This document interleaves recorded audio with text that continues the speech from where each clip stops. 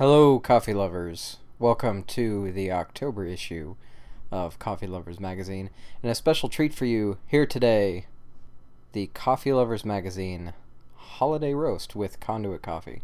If you've been following the past few months, you've seen some stories about Conduit and, of course, the interview with Jesse in July. And Jesse and I are coming together this holiday to come up with a special roast for you. As I said, Coffee Lovers Magazine Holiday Roast.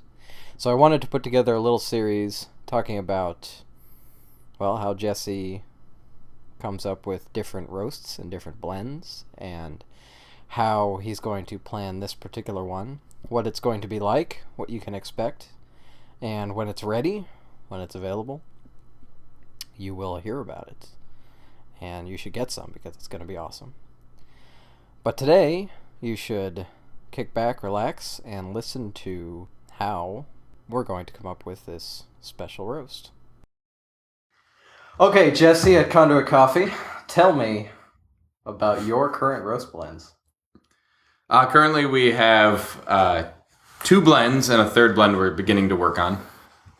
We have our standard espresso blend, the Loco Focos Espresso, and our darker blend, the studio style darker. What's the difference between the two? The studio style is a darker blend. Definitely a robust, good blend with some Sumatran in it and some really nice Brazil and a little El Salvador. And roasted just right to the peak of second crack. So things are starting to get caramelized and a little toasty around the edges, but not too far to degrade the origin character. And then the Loco Focos blend is our signature espresso blend. And I really, really enjoy this blend. It's a lighter roast and then a darker roast and then combined back together. And so with that process, it's easy because we have a smaller roaster, so we have to do that coffee anyway. So it lends itself to this post-roast blend. So we have a lighter portion, a darker portion, and that way we can accent some of the nicer parts of those portions and really bring out the best for our espresso. Okay. So you roast the light and the dark separately, and then you blend them because of the different flavors involved in each. Right, yeah. For instance, so the majority of the lighter portion is a Brazil, and it's a natural processed Brazil, so it's real sweet, it has some nice fruitiness in it, but it's much more on the nuttier side of a lighter roast of a coffee, which lends itself really wonderfully to milk. So we're not ending up with a super fruity coffee that's going to be awkward in mass-produced lattes. Then the darker portion is actually the fruitier coffee. It's very nice, but this is washed El Salvador, but it has a tremendous body when it gets a little bit darker. We're talking about 45 seconds to a minute before second crack. So it's still a fairly light espresso as far as espressos go. But the combination of the two and being able to accent the sweetness and the sugar and nuttiness of it makes it a much nicer, full-bodied coffee without going too dark. We should probably talk about the difference between washed and natural process sometime. Just because I think most people... it's like one of those... It's an interesting thing. And I don't, there's a lot of dynamics to this. This is a whole other interview, probably with somebody else. A washed coffee essentially is they're processing what you do with the coffee cherries. So if you want to wash a coffee afterwards, which is a fermentation, then you wash it with water and clean the berries and the mucilage off and then dry it on a patio. That's one way, one rough way to process the coffee. And then natural coffee tends to let the cherries dry and then mechanically move it instead of fermentation. That's definitely a whole nother conversation. Back to the roast, perhaps. Please. Please, back to the roast. Okay. Before I get it over my head. So why do you have the Loco Focos and the Studio? Like, which one came first, or...? The Loco Focos certainly came first. It was years ago when I first read about the term Loco Focos. You should put it up on Wikipedia. There's a... Jesse and I did an interview a few issues ago. I'll link to that below the audio of this one, so y'all can check that out where he talks about Loco Focos. But so that one came first. So Loco Focos, the name certainly came first, and then when Conduit opened, that was initially the name of our espresso blend. It's, I think, in terms of spectrums of roast, and so you have kind of the Loco Focos spectrum, and that's where we can promise to our wholesale customers that we have a basic style of espresso roast. But because we're small and because of seasonality and because it's an agricultural product, it's important to be flexible with the coffee. So we have a spectrum, I call it, of we're going to have a lighter portion that's going to be nuttier, and we're going to have a darker portion that's going to be full-bodied and a little sweeter, a little fruitier. Not quite sure where the coffees are going to go in that, but that's the angle we're going at. So then the studio style came because of customer demand. In this funny little world of Seattle where we have so many layers of coffee. Mm-hmm. I love my single origins, and that's what got me into coffee and what my passion is with it. And then I realized that 95% of the market, as far as sales go, really want a more full-bodied and darker coffee. Mm-hmm. If you look at the demand of Starbucks and the other big chains, the palate for majority of people that consume coffee is a palate for much darker coffee that goes better with milk and cuts through a little bit through the sugar, but doesn't get lost. Perhaps goes easier with milk. Right. Easier. It's just what people are used to. Yeah. It's a habit, and that it's hard to change habits. So we realized pretty quickly that we needed a darker blend. Mm-hmm. So it actually took me a while. It wasn't something I was familiar with, and it took a lot more effort to learn about how to do a long, slow roast. Mm. I consider it a Northern Italian style roast, so it's not too dark. It's not Southern Italian or French roast. But it's long. It's a good 15-minute roast, and just lets you slowly get up there, and it's a really nice full-bodied bean. And does that one as well change seasonally, like the Locos does? It definitely does. Yeah. That's just because the coffees in our situation changes, but it's one of those spectrums. I'm going to have this. I know that I like the Brazils because they're sweet. I really like the Sumatrans or another lower elevation variety. From Central America, like a Catamor variety. But something a little spicy, something sweet, and then something with a full body, and then you kind of get into this second crack. And, that stuff changes depending on the dynamics of the bean, but pretty much that same roast degree. So how do you go about planning a new blend? I guess I remember we talked before about how you've had several different versions of the Loco. And they're all similar. You can tell it's Loco Focos. Right. Loco Focos is fun. We put little version numbers on there. If it's a significant change where we're really changing one of the coffees completely, then we do like the new one will be 5 point whatever. Right now we're at 4.4.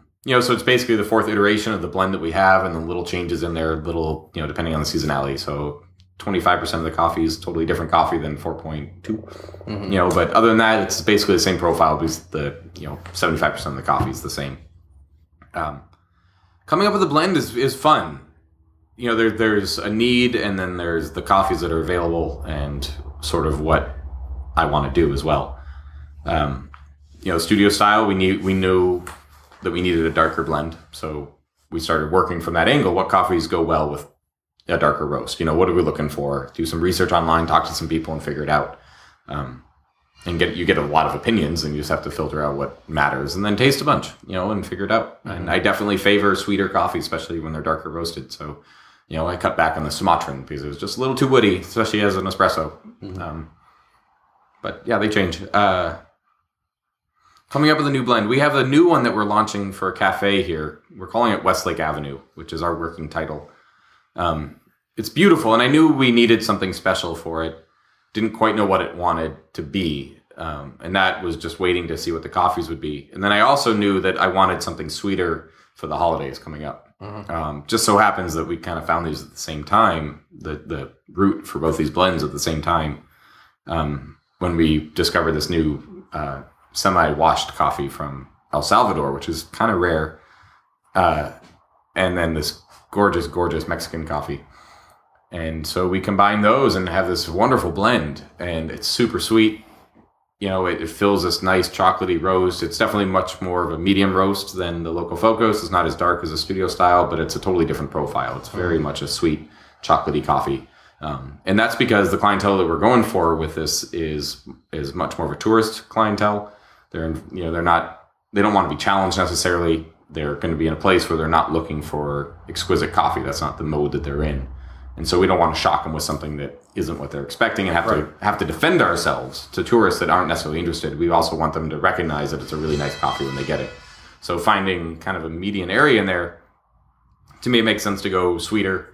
If you go in there and get an Americano or a little doppio, you'll notice that it's a really high quality coffee. It might be a little more roasted than what people are used to in that regards, but it's also going to just go perfectly well with cappuccino or latte. And that you're making that specifically for this new cafe that's opening up down the road. The current iteration of it, that's our goal. I mean, that's our immediate customer for it. That being said, we also needed a blend that was a little bit more flexible. We get requests a lot for custom blends. We also have projects we want to work with, and so having a good base of an espresso or any blend really that we can work with, and then make little adjustments depending on the customers or what we want to do. That's really important, because to just manage our inventory and not have too many varieties going into too many blends, and being able to just focus on it and have a really nice base is key. So the Westlake is the first iteration of that. We are going to make a holiday blend off of that. And the Coffee Lovers Magazine holiday blend. Absolutely. That's going to be the base. Do we have any of it here? We have the Westlake, and we can talk about what that is right now. I'm just curious to smell some right now. Yeah, it's in the tubs behind you. Oh, okay, cool. The tubs. Oh, that's fine. Getting tubby at Conduit. Coffee. You can see it here.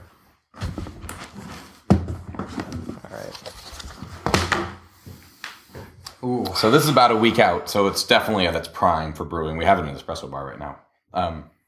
Is that what I had earlier? No, you had the Local Focus earlier, which is also in sort of a sweeter, chocolatier phase right now.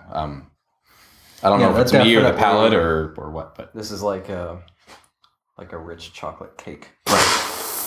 Yeah, so you can see it's a beautiful medium roast. You still get the little filaments in there, but it's a nice blend. It's super easy to work with. Right now, it's really nice and chocolatey, which everybody knows that lots of things go well with chocolate. Yeah. And so as we think about other blends, we can add Sumatran if somebody wants a little woodier. We can go a little darker if they want just a little bit more body.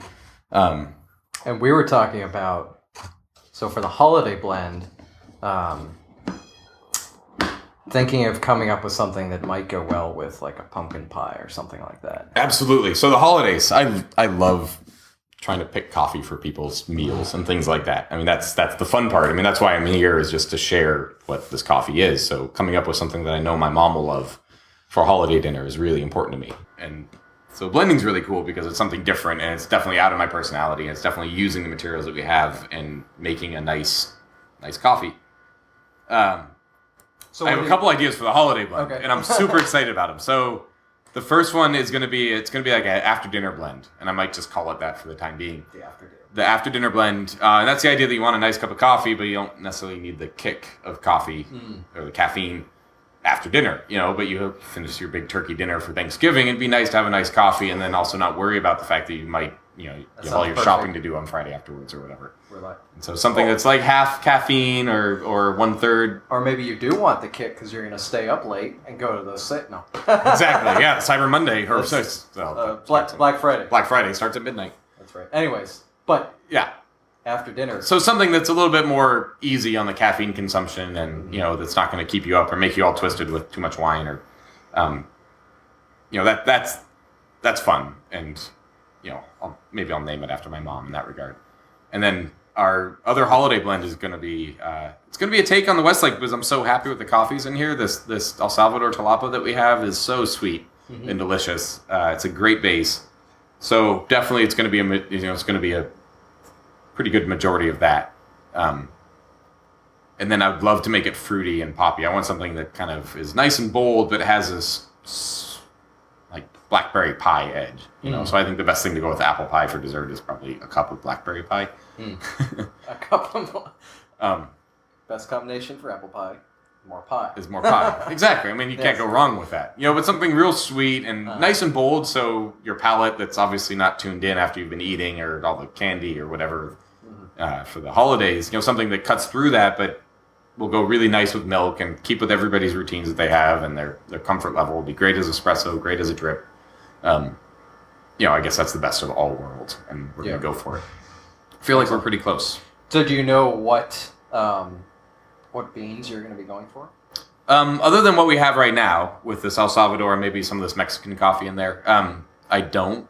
I know what I'm looking for, and there's some options. So some good coffees with really nice cherry notes, like black cherry notes, I think would be tasty. And you're going to go do like a cupping, or have you... I've done one cupping, and I'm going to go do another cupping here in a week. Okay. And that's down at Mercanta? Yeah, Mercanta's my importer that I use for a lot of this. Mm-hmm. Although I might go onto some of the home roasting sites and just buy a smaller portion. Oh, you know, we are a small company. Mm-hmm. We don't have a lot of clientele, so I can definitely pick up a few bags. And it saves a fair amount of money because I don't have to buy 150 pounds, you know, for a small portion of the coffee. So it kind of depends. And who knows? We might do a couple different blends. You know, it's really just about playing and having a nice coffee. And the holidays are long. I know last year we were caught way off guard by how busy we got. And so if we need to change the blend at the last minute, then that's a fun thing to do. Mm. It's also one of those things. It's like, all right, you had holiday blend 1.1 and now you have holiday blend 2.1. And so, you know, if we're selling it as retail to customers, then their customers can compare and be like, oh, would you like more? And by putting the numbers on it and using social marketing, we can sort of get a lot of feedback by what people prefer. Very cool. So this process seems to be a process of, we've kind of figured out a sense that we're going for with the coffee. We want something that goes well after turkey dinner, or goes well with a pumpkin or a apple pie or whatever. Is that often how you figure out what your next roast is going to be? Like, do you decide you want a roast for this specific circumstance or experience, or do you often go off, I'm going to roast these beans and see what happens? A little bit of both. I think it's probably more the former. We're very much about the experience of coffee, and that's especially as a small wholesale coffee roaster, but trying to get in there and share our coffee with people and gain new accounts. It's really important that we share the experience with coffee, because there's so much of the experience of customers drinking coffee that goes into that routine of the coffee that, you know, as their mornings progress or whatever, they have their certain routines and the certain flavors that they're looking for.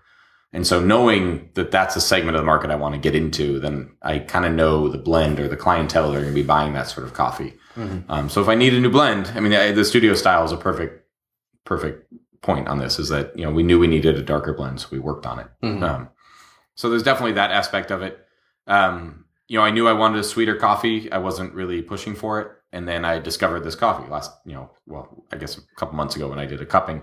Right. And it was like, holy cow, this is just like sipping on brown sugar. It was delicious. That the Sumatra, or I remember you the Talapo. The Talapo. It was the same cupping though when the Sumatran came out. Okay. And that totally fooled us as well. We often do blind cupping, so we don't know what the coffees are. It's often why we end up with several Guatemalans or El Salvadors or something, because we don't know what they are, and then we taste them and we talk about them and what we like and what we don't like, and then we're fooled when it comes up and the labels come up. So yeah, it's a different conversation altogether. We can talk about it another time, but I remember you saying that it seems like a lot of, and this was through just observation of coffees that you were selling, it seems like that perhaps a lot of people buy based entirely off of the name, or that's a large influence. It is. I mean, I think that's part of marketing in general. Yeah. You know, that there's a name that sells more. I really don't have any numbers other than my own, you know, recognition of our sales, but it seems like coffees that have Nicaragua in the name sell a lot better than coffees that have El Salvador in the name. Yeah. I don't know what to make of that. I know. I have no idea either. But obviously, you do a blind cupping and you get surprised by things. Right, exactly. And so that's kind of part of it, is sharing. And so that's also why our bags have limited information, so that there's a little self-discovery in there. Mm-hmm. But like we were saying earlier about Brazilian coffees, there's not very many Brazilian coffees as a single origin, especially in Seattle. They're kind of frowned upon. Yeah, because it's been such a long traditional source of coffee that it's like no way they could be good. Right. You know, on the other hand, if you look at, you know, you have 150 years of small farming going into this estate, that means they have 150 years of upgrading their equipment. They have 150 years of dealing with the water table and what to do with their waste. Mm-hmm. You know, they have 150 years of worker management and all the experience of growing. Yeah. You know, and they also have nice bagging, they have better packaging, and they're tied into the networks. And so you can't really poo-poo that sort of industry right. too much. That we all owe our coffee consumption to these farms like that. I would think I worry more about the scale of the farm itself, how big it is. But our coffees are so nice that I know that they're not abusing the land. I mean, you can't have nice coffee if you abuse the land. So, Coffee Lovers Magazine Holiday Blend will be some version of the Westlake plus something that it goes amazing. It's going to be great. Pumpkin pie or apple pie or turkey or by itself. I'll bring the coffee if you bring dinner. I'll bring pumpkin pie. Okay. I make pumpkin pie from Maybe we'll do a video podcast next time. We can be eating the pie. Pie and coffee. Mm. Excellent.